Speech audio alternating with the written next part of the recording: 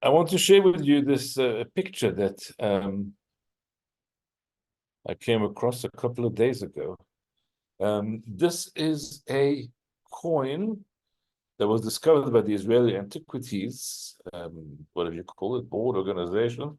And the inscription, apparently, I don't read that kind of Hebrew, but says year one of our freedom. It's from the Bar Kokhba revolt era. And it says year one of our freedom, apparently on both sides, front and back. Can't really make out what the picture is.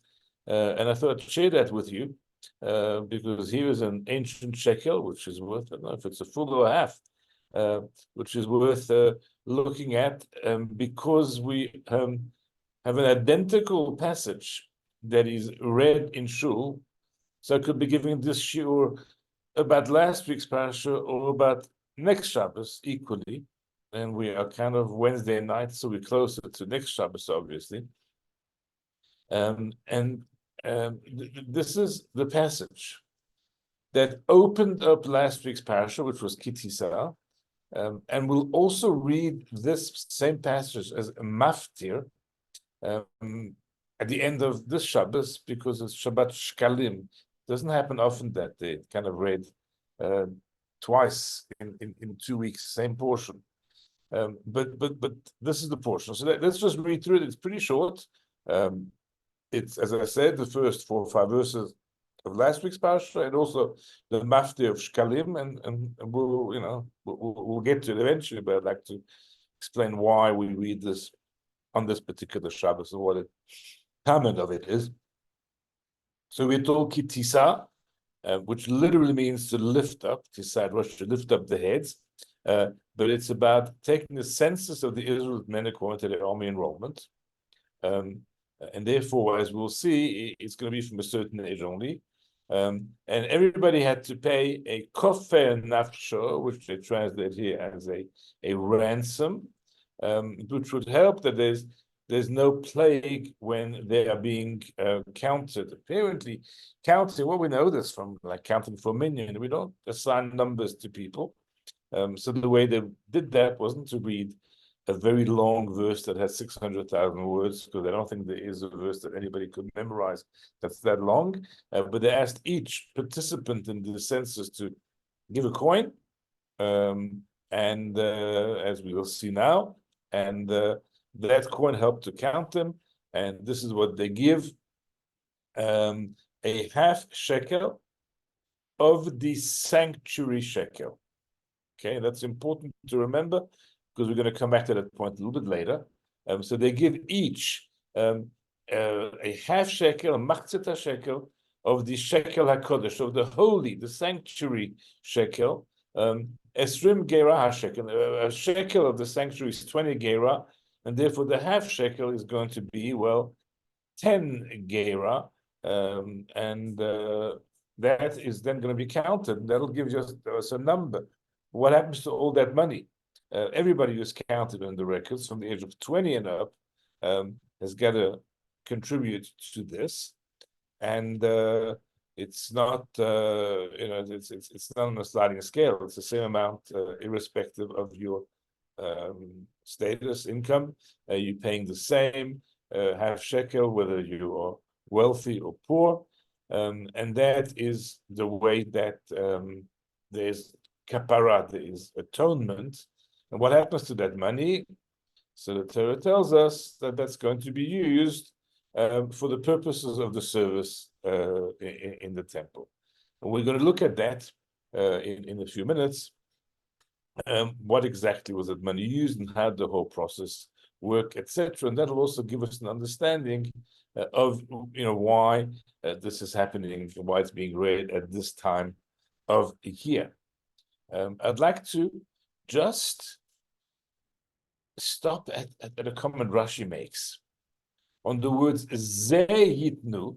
This is what they shall give, which was the third verse we read earlier.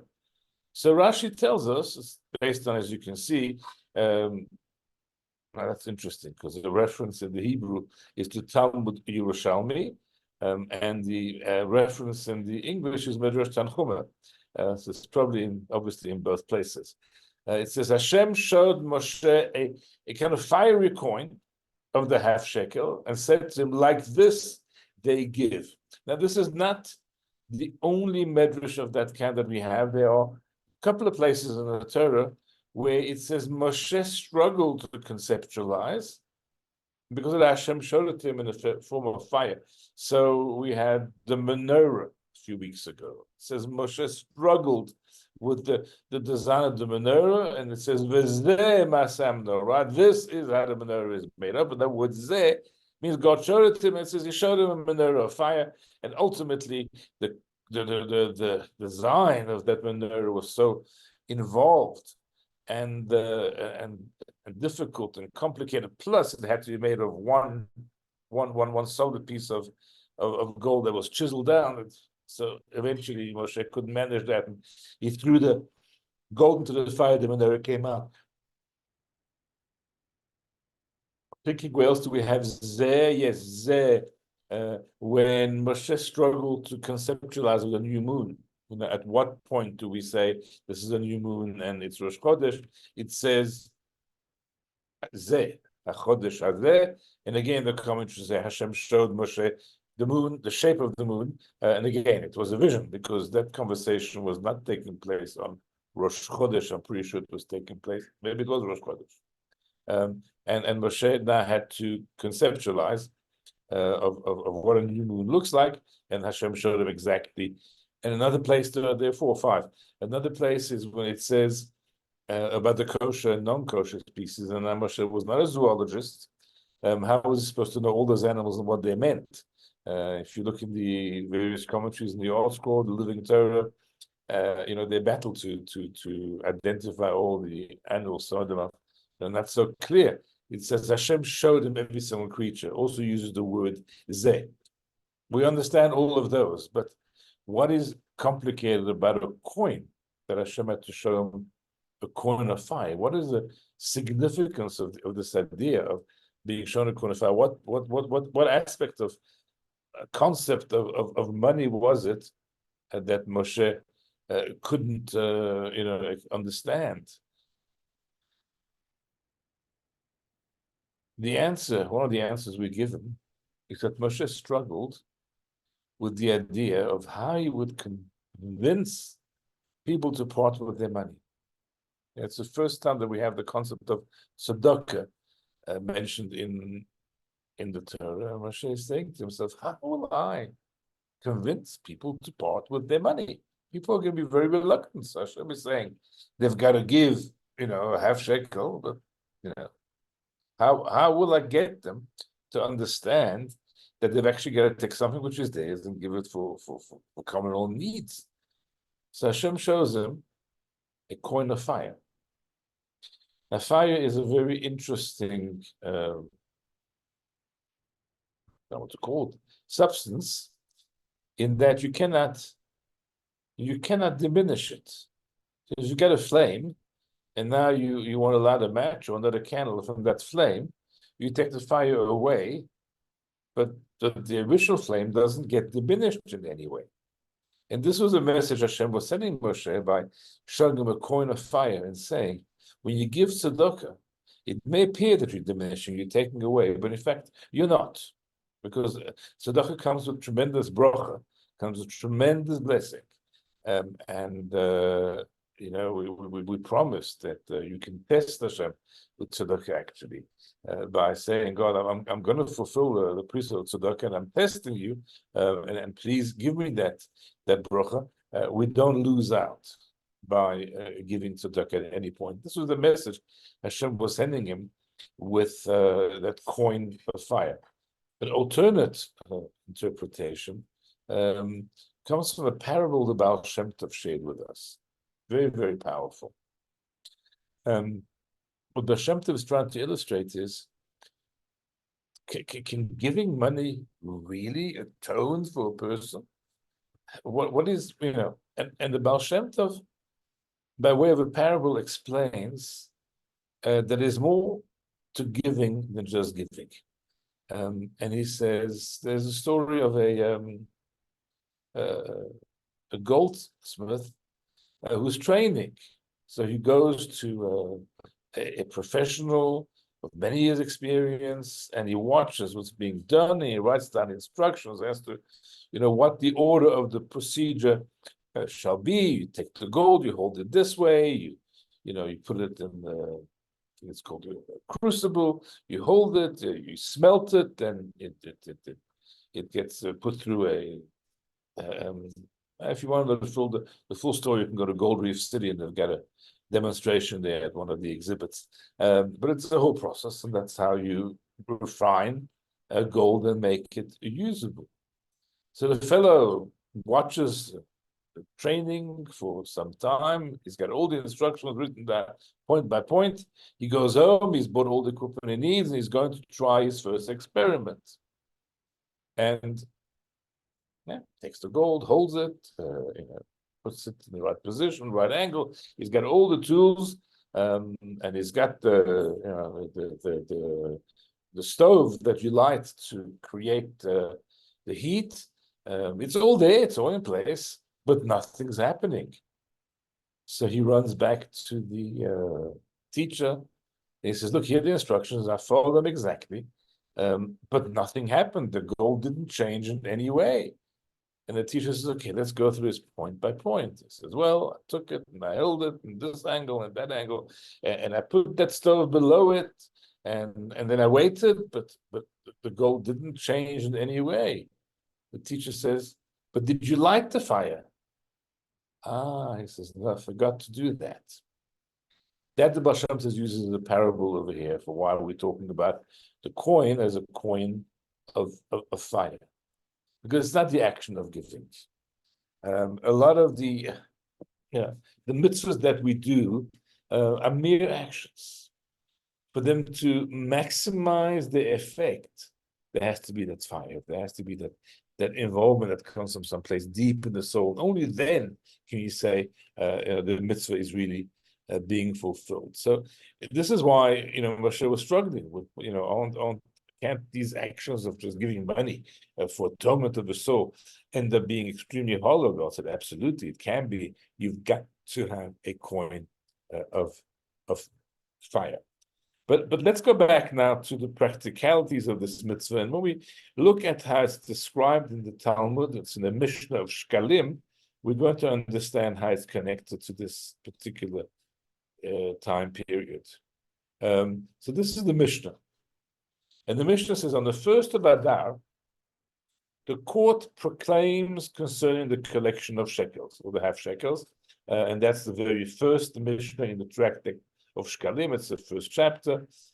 It's the first Mishnah, and this is the instruction the Mishnah gives. On the first of Adar, the court proclaims concerning the collection of the shekels. That shekels, of course, as I mentioned earlier, were used for buying communal offerings. And from Pesach onwards, actually from the first of Nisan, you had to use the New Year's collection. So you started on the first of Adar, making announcements, collecting the money, and of course that explains why we're going to read Shkalim this Shabbos, because this is the Shabbos when we bless the month of Adar, Rosh Chodesh Adar Sheni, second Adar, the real Adar, probably according to most views, is on Sunday and on Monday. So it's the right time of the year. And then the Mishnah continues, third Mishnah, by telling us that on 3 occasions during the year, the collection of the shekels was done, which means that a Kohen would enter into the room where all the shekels were placed, and he would come in with 3 containers, which he would fill with the coins. Not all the coins could be used at once, so he would place those coins, and then the room would be locked again. So this was done 3 times during the year. The Mishnah actually gives us a timetable for this. There is the day before Rosh Chodesh Nisan, that's 2 weeks before Pesach, and then again 2 weeks before Shavuot, and 2 weeks before Sukkot, which actually happens to be Rosh Hashanah. So on those 3 occasions, a Kohen would go in with his 3 baskets, and he would fill them, and that money would be used to buy sacrifices. And here we have, he would go in there, and the baskets will be actually numbered. Here's the measurement, it's 3 seah, and written on them is Aleph, Beit, and Gimel, and this is the way they were filled, and this is also the way that they would then be used to buy the sacrifices. At the end of it all, there'd be some leftover money, and the money was also used for the upkeep of the temple, and for the upkeep of Jerusalem as a whole, because Jerusalem was kind of seen as a inter-tribal city. It didn't belong to any particular tribe. Didn't come from the budget of individual tribes. It was, a national city, a bit like District of Columbia in the United States, which is capital district, and doesn't have the state of statehood in certain respects, because it belongs to all of America. So that was what was done with the rest of the money. But I'm going to take you through another couple of missions, because it's very interesting how we learned from here how communal funds should be used, and the precautions that have to be taken and the transparency involved. So the Mishnah says that the one who collects this money, he goes in, but he's got to make sure that it's beyond suspicion. So no cuffs, no shoes, no sandals, not even tefillin, or amulets, which were kind of little pouches that had scrolls inside of them, because all these places have money, or places to put money in. Not that we suspected the Kohen, but we wanted them to be absolutely beyond suspicion, because imagine that in the course of the year he becomes poor. People are going to say, no, the reason he became poor is because he was stealing shekels, and that impoverished him. And conversely, he'll get rich. People say, no, he got rich because he was stealing money from the chamber. So we don't suspect he's actually doing that, but we do not allow him to, even create that level of suspicion. So it's completely transparent. And of course, that's an important lesson for us in terms of how we deal with communal funding. And of course, this explains why we're reading this parsha at this time of year, always in conjunction, always on a Shabbos on which we bless Rosh Chodesh Adar, or if Rosh Chodesh Adar is on Shabbos, then on that very day of Rosh Chodesh. That is the kind of primary reason why we read. But I want to take you to a kind of deeper meaning that links up with the main event of the month of Adar, which isn't the collection of shekels. That's great. It's, of course, Purim. And what happens on Purim? Purim we celebrate, as we know, overcoming the evil plans of Haman. Haman, as we know, is only second in command.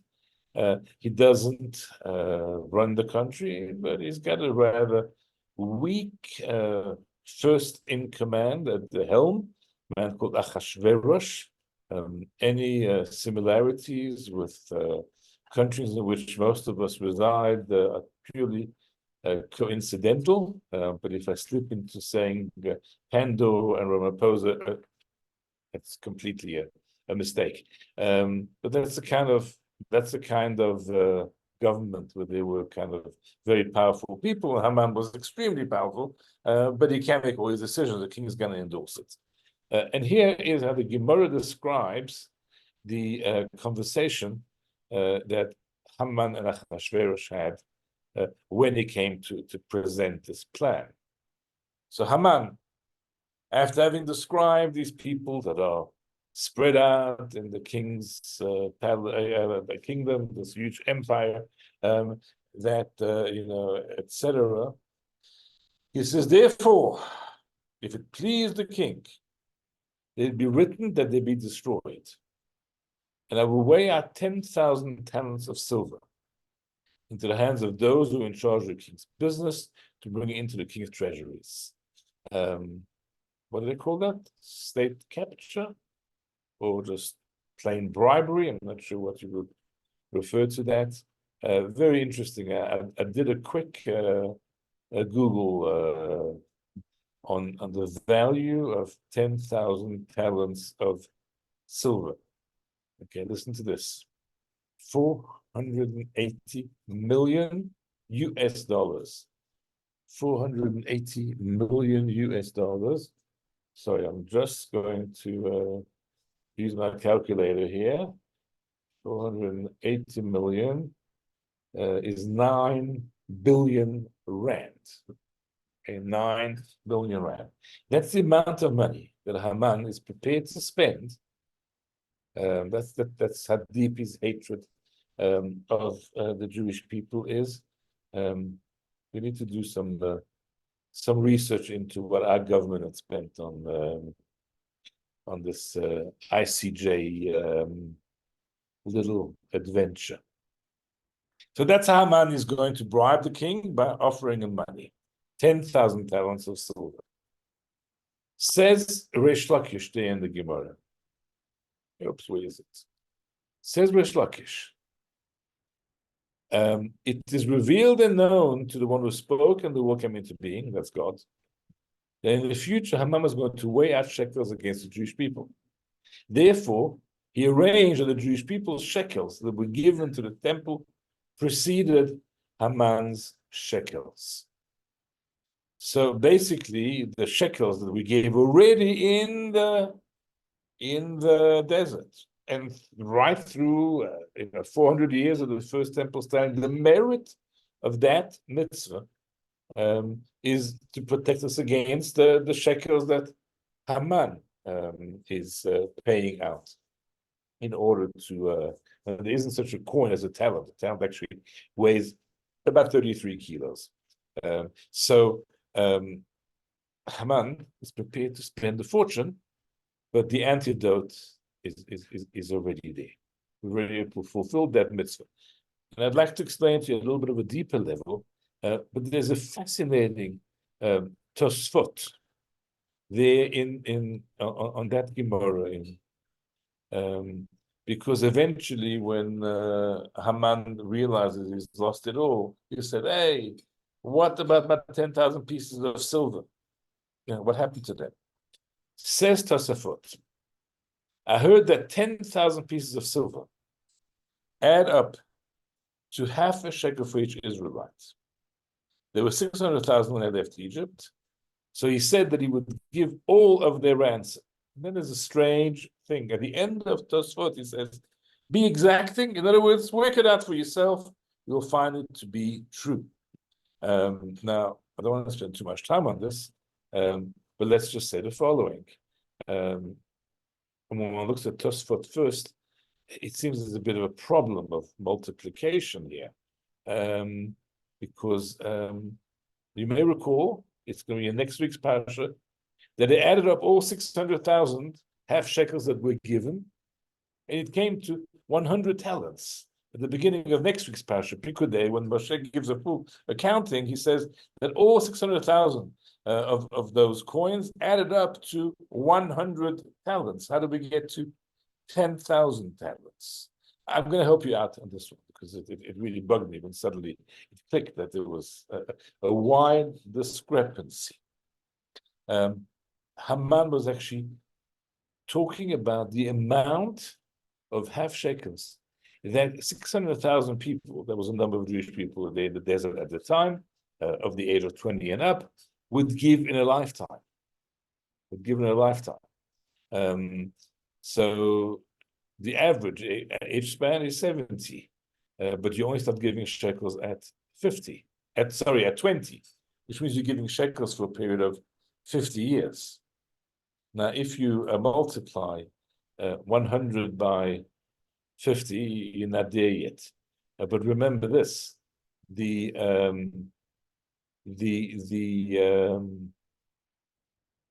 half shekel of the temple, the consecrated half shekel, which I pointed out to you earlier, is worth double of a regular half shekel, and that's how we get to 10,000 talents.